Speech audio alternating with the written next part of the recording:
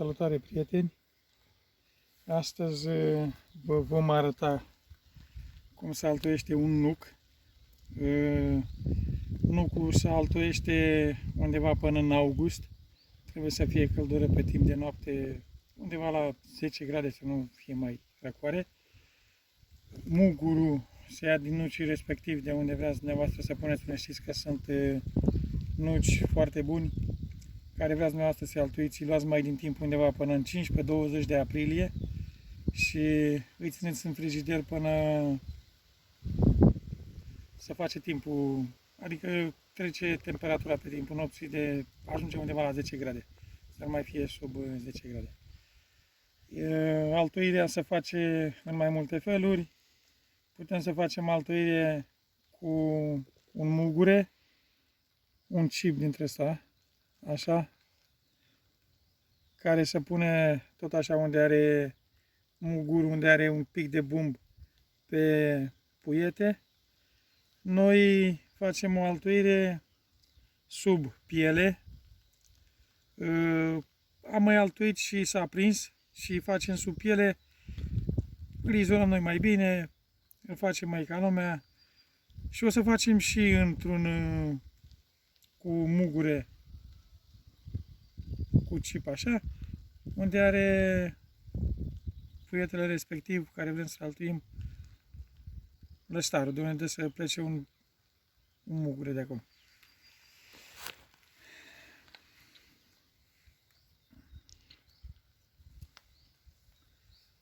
Ne uităm tot așa pe el ca să fie o zonă dreaptă, să fie o zonă unde nu are dungi de ăștia, noduri sau cum sunt ăștia, nu e nod, dar e ceva genul. Să nu ai așa ca să, când îl tai, să face spărtură pe el. Să fie fin, să fie mai drept așa.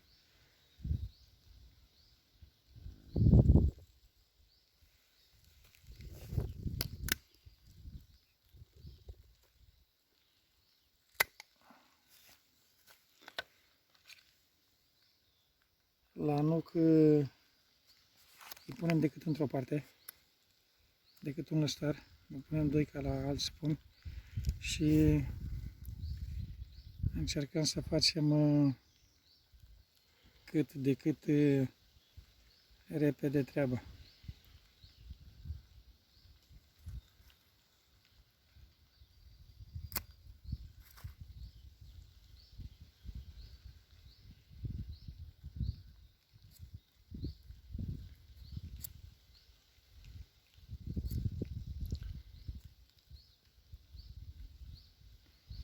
Tăietura e bine să fie dreaptă.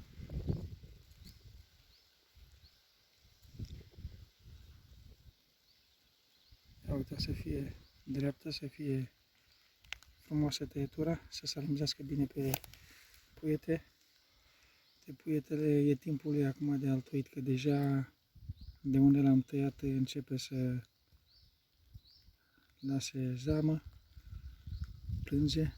Tot așa îl tăiem în 3-4 cm pe marginea lui.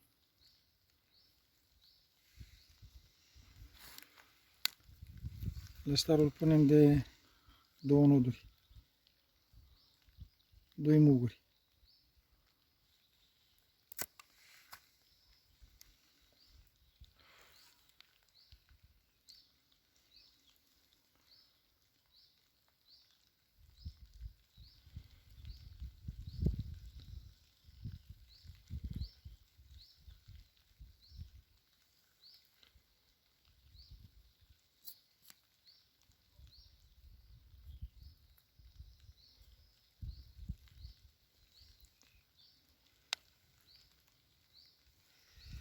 Uite, vă puteți uita mai să fie piele la piele, tăietura din față la tăietură, să bagă frumos sub piele.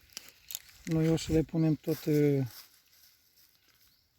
niște pământ moale și le dăm cu bandă.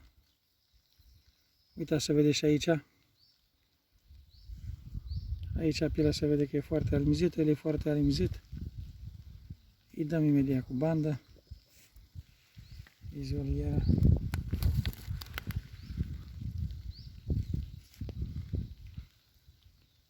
Uite ce frumos acopere, să nu rămâie goluri de astea.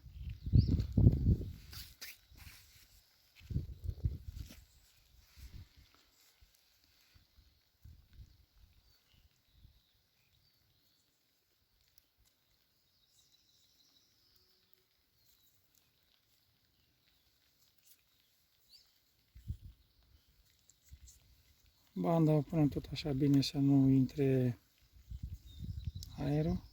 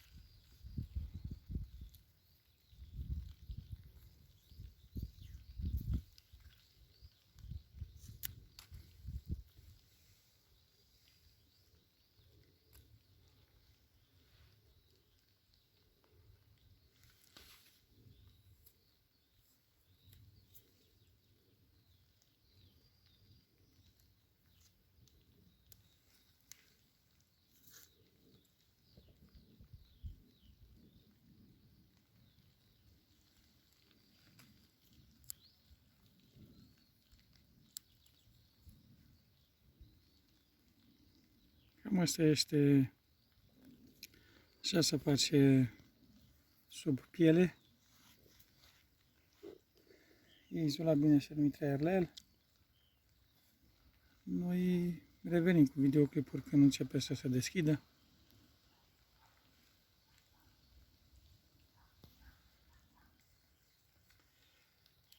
Acum vă arătăm, cum vă spuneam mai devreme în videoclip, vom face și unul în mugure, în chip. Lăstarul ăsta care l-avem noi este un lăstar de 1 an, la vârful unei crengi.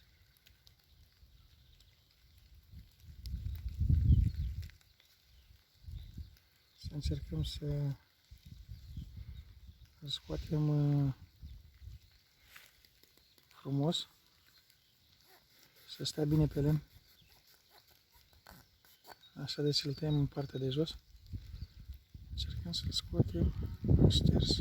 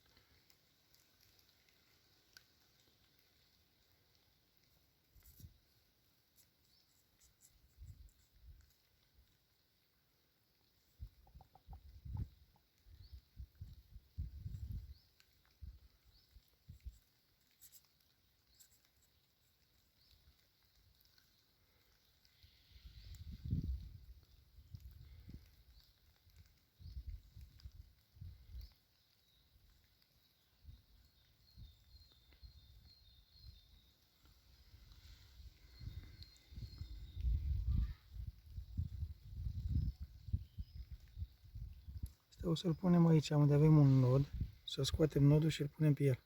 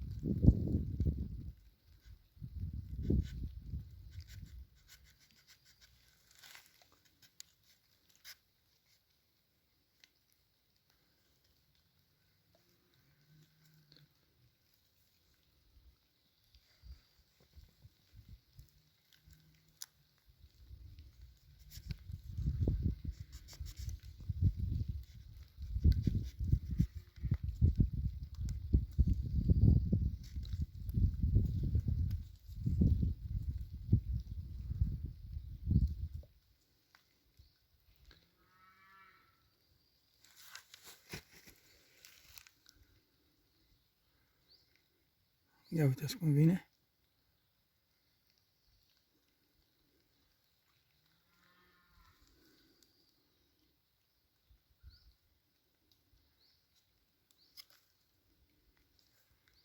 Vine bine și în partea de jos, vine bine și pe margine.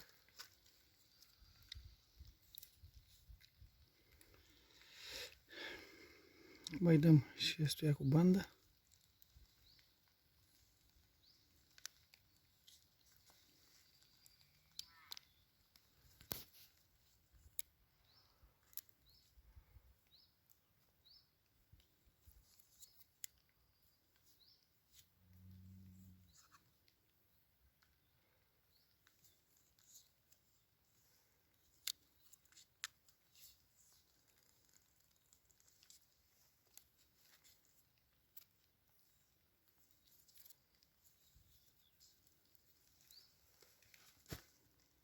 Și încercăm să-l facem foarte, foarte bine cu bandă. Și aici în margine punem și aici în margine una. Ca să nu intre aerul, rămâne doar de unde pleacă mugurul în afară.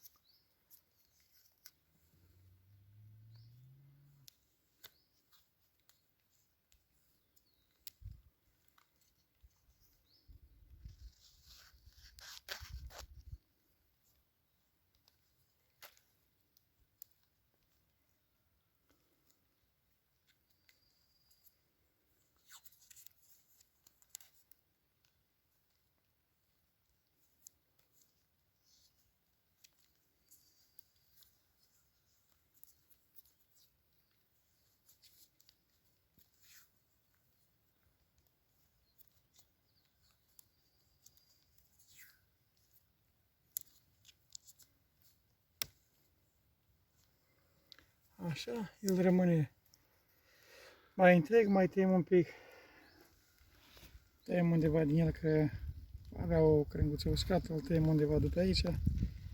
Să nu tragă atâta săvă, să rămâne și pentru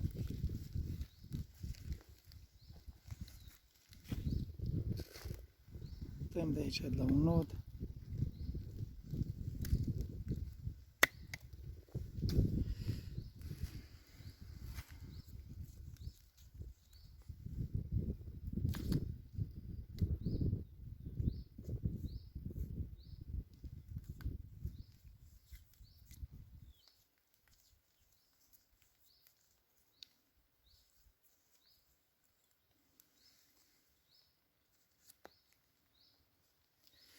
După ce se prinde lăstarul ăsta care îl pusărăm noi, ăsta de aici în sus o să-l tăiem.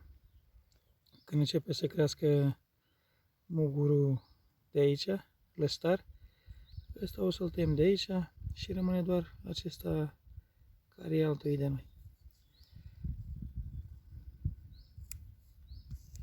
Cam atât a fost cu altoiul la nuc. Dacă vă place ce facem noi, nu uitați să vă abonați și vă salutăm!